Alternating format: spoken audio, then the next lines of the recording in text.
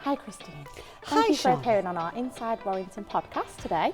Do you want to introduce yourself to our I will. listeners? Thanks for asking me to do this. I'm really excited. I'm Chris from Pugs Gin. You may know me, you may have seen me around town. If you've not, you do now. Feel sorry for you. So, what is Pugs Gin? Pugs Gin is a gin, which we have here, our range. And we developed this in 2016 because we are gin collectors, gin connoisseurs, and we wanted a retirement plan that would take us through to retirement because we didn't have any pensions and we wanted to have fun and be semi-retired. Okay, so what did you do before Pugs Gin? I was a civil servant and a dog groomer. You can't get much further away from gin than that, I don't think. So how did you feel coming away from being employed to starting your own business? What was that transition like? Lots of emotions, really. First, you've got the fear. What am I doing? What is it going to work? Secondly, you've got the elation because you're not going to be stuck in a regime that is unforgiving and doesn't let you be who you are and do what you want to do. And thirdly, I couldn't have done it without Steve, my husband. He believes in me. He thinks I'm mental, away with the fairies, but he supports me in everything that I do. Right. So this was one of my questions for later on, but while we touched on Steve, we might as well talk now. Obviously, you work with your amazing husband. How is that? Do you get a lot of questions? I work with Sam, obviously, my husband, and it's a lot of the time, oh, how do you work together? How do you live together? What would you say to other couples that are thinking to go on a journey together, business-wise? What tips could you give them? You've got to be solid, first and foremost. Yeah. If he goes in the loo and leaves the seat up and it winds you up, don't go into business. If he goes in the kitchen and doesn't load the washing machine, don't go into business. If you don't put the bins out, don't go into business because he isn't going to do what you want him to do when you're in business. So I've trained Steve really well. We've been together 24 years this year, married, 27 together. And he knows where the bins are, he knows how to load the dishwasher. Domestic goddess. Well, maybe, nearly, not quite. But no, seriously, on a serious note, if you're going to be in business with your partner, you need to be best friends, not husband and wife. And you need to have the trust, the respect, and a partnership, because it's a partnership, not a dictatorship. So he does go his own way occasionally. Yeah, I think separating the business and being at home is quite good, isn't it? Yes. If something happens in business and you kind of have a little row, don't take it home. No, don't take it home with you, and never fall asleep on a row, even if you don't sleep for 24 hours. Don't go sleep till you've made up. Where did the Pugs Gin name come from? Well, I don't know if you know. Obviously, I know. We have 3 pugs, Pepsi, Tutu and Mojo. We had 2 when we first had the concept, and then halfway through developing our brand, along came Mo. She's our little rescue. So we ended up calling it Pugs Gin, which actually I think sounds better than Pugs Gin. Yes, it's perfect. What would you say making a gin is about? Tell us a story. Palate. If you are a gin drinker, you know it's got to have juniper notes. The gin is not gin without a certain amount of juniper, and the other botanicals cannot be more than a certain percentage of that juniper. So unless you've got juniper in it, you've just got a fancy vodka or a spirit drink. So to make it gin, those juniper notes have got to come through in everything that you do, which I believe we have achieved. Right. So what botanicals, can you put any in? You can choose any as long as they don't hit the percentage minimum. Against juniper, you can put whatever you like in. However, I would caution, a lot of people, Gordon's for example, 21 botanicals, work really well together. Great master distiller to have developed that recipe. Only 2 people ever know that recipe, and that's the 2 people that make it, the master and the deputy. And nobody knows what that recipe is. If you put too many botanicals together, they can fight with each other, and then you get a conflicting blend that may not work quite so well. So we chose to stick with 8 key botanicals, and our blend is citrus and spicy all at the same time. So it works well with a lot of other flavours. Yeah. When you were getting that original blend and your original Pugs Gin, how long did that take you?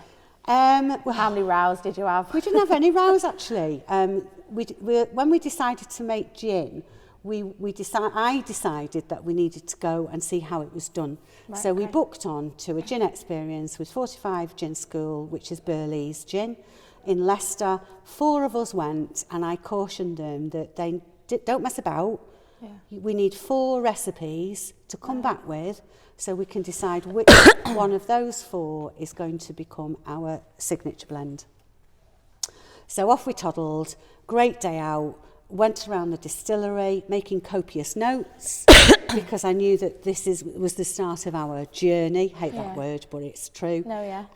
We came back with 4 recipes. That was in November 2015.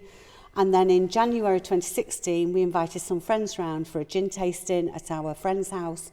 I disguised all the 4 bottles and we did a blind gin tasting and they scored it. Unfortunately, I didn't win because I was convinced I was going to win because I always win, not. But fortunately, our master distiller did win, and that was Steve. And he'd developed an 8 botanical gin that he'd called Hunky Dory.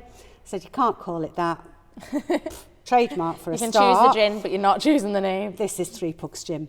And that was the recipe. And I've got the empty bottle over there of what he made. Oh my gosh. So it all stemmed from that event. And so since 2016, developing and creating that, do you feel like it's just been an absolute whirlwind since It's then? been an absolute roller coaster ride, but then you can't have a good business model without having the peaks and the troughs chaos. And the chaos. The first year, our intention was to make gin in our 3 metre by 3 metre distillery at home, which was actually a wooden shed that Steve had built, in our silverback still, which is that one there, the one that looks really battered. That was our original still. And we were going to make a batch a week, which is about 80 bottles, go to market, sell it, and pay for the holidays. But then it just snowballed, and we met people, other distillers who introduced us to a distributor who took us on board. And at the time, our labelling was completely different to what it is now. But we have a homage to that original labelling on the inside of our full-strength bottles. We have the original photograph of the 3 Pugs, Pepsi, Tutu and Mojo. So whenever you drink a full-strength bottle of our gin, 3 Pugs Gin, on the inside, you can see the pugs. They're swimming in it. So, because I wanted to travel that branding through to what we have today. And what we have today is a quirky bottle, but the juice inside every bottle is absolutely top-notch. And as you can see from the range, we've got our little puglets. And they're called puglets because they look like they've got the doggy ears. And we have our 6 liqueurs. I know there's 7 bottles on there, but that's because one's blinging. And then we have our Pugs Palace, which has the 2 puglets in, and one of our beautiful glasses. And we have our Pugs Parade. So cheers to that, Charlotte. Hello, cheers. Got my lovely gin. This is our signature blend with raspberry sparkling mixer from Fentimans. Cheers. When you were in your shed, yes. When did you make Don't call it a shed. Your distillery? It's a distillery. When did you make that decision to get a bigger distillery and make it? It was in May 2018 when we launched our bubble gum, which is the blue one, for people that don't know. This one? Yes. We launched our bubble gum. Originally it was pink and quite ginny. It's been reformulated since then. And from May 2016 through to May 2018 through to December 2018, we produced 18,000 bottles out of our little distillery at home and our little terraced house.